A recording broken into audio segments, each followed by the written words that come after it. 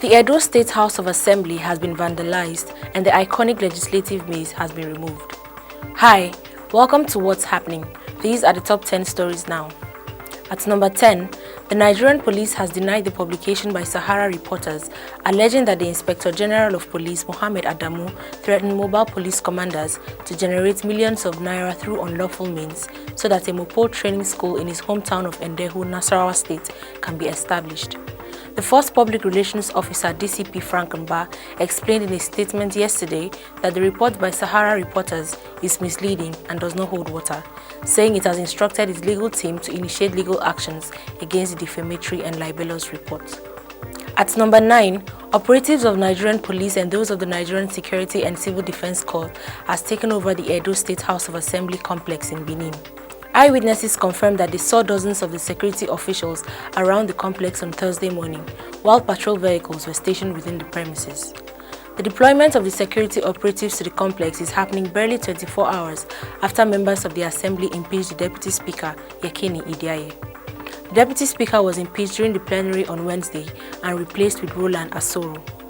At number 8, the Nigerian Army has discharged a soldier for getting pregnant following her claim that she was raped by suspected bandits on her way to Ogbomosho in Oyo State.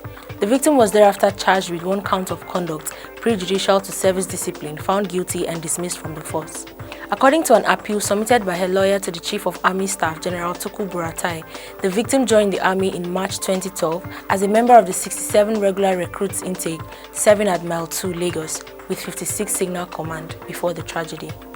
The victim was contacted by reporters on Wednesday, but she declined to comment, simply stating that they were working on the appeal. At number 7, the Independent National Electoral Commission has warned that political parties' branded face masks or coverings would not be allowed at polling units on election days. The warning was given by the INEC chairman Mahmood Yakubu on Wednesday during a town hall meeting in Nasarawa State with political parties and other election stakeholders. The Commission had announced August 8 for the by-election in Nasarawa State amidst the continuous spread of the coronavirus pandemic. Mr. Yakubu said the Nasarawa election would be used to test-run the 2 governorship elections. At number 6, the United States of America has announced a $100 million reward for information on foreign interference in its elections. Michael Pompeo, the Secretary of State, announced the offer in a statement on Wednesday. The move is targeting foreign government agents seeking to compromise the country's federal, state and local elections through cyber attacks. In July, the Democratic Party's candidate for the November 3rd election, Joe Biden, said he received a security briefing on plans by the Russians to interfere again just like in 2016. Mr. Biden vowed a swift retaliation against any nation that attempts to meddle in the American democratic process. At number 5, angry villagers from the president's hometown, Katsina, blocked the Kankara-Katsina road, protesting the constant attacks on their communities by bandits. The villagers used tree trunks to barricade the road, turning back motorists from both ends of the road. This is happening after bandits invaded 4 villages in Dusima local government area on Wednesday night.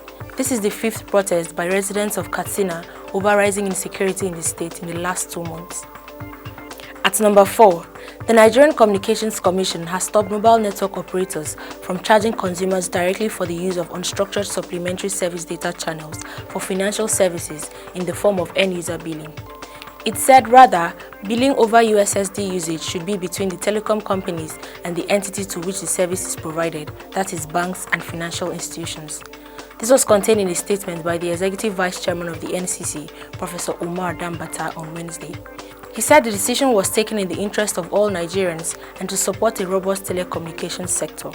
At number 3, Gambian President Adama Barrow has declared a state of emergency and introduced nationwide night curfew for 21 days as coronavirus cases keep rising. The president said the borders and airspace will remain closed except for cargo, diplomats and those seeking treatment abroad.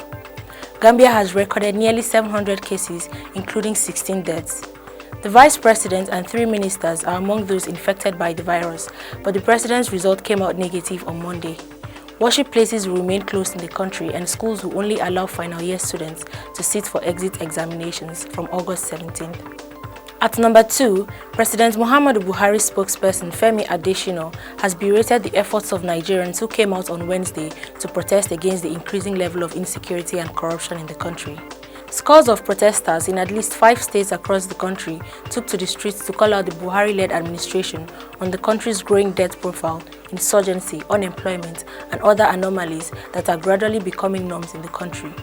The protesters were arrested and detained by security agencies in different states. However, Mr. Adesina, in a mockery manner as perceived by many, described the event as an irritation because it was not in conformity with the current administration's acceptable definition of what a revolution protest should be. Finally, at number 1, the Edo State House of Assembly has been vandalized and the iconic legislative maze has been removed. According to a video shared by Channels Television on Thursday, some men were seen vandalizing and removing the roof of the House of Assembly. The video also showed trucks offloading gravels at the entrance of the assembly complex while the suspected vandals trooped into the building. Despite the fact that security operatives were stationed at the assembly, no security personnel were seen in the video. Several artisans were also seen removing the roof of the complex as of 3 p.m. on Thursday. Always remember to wear your mask, wash your hands, and stay safe. That's all for today. See you next time on What's Happening.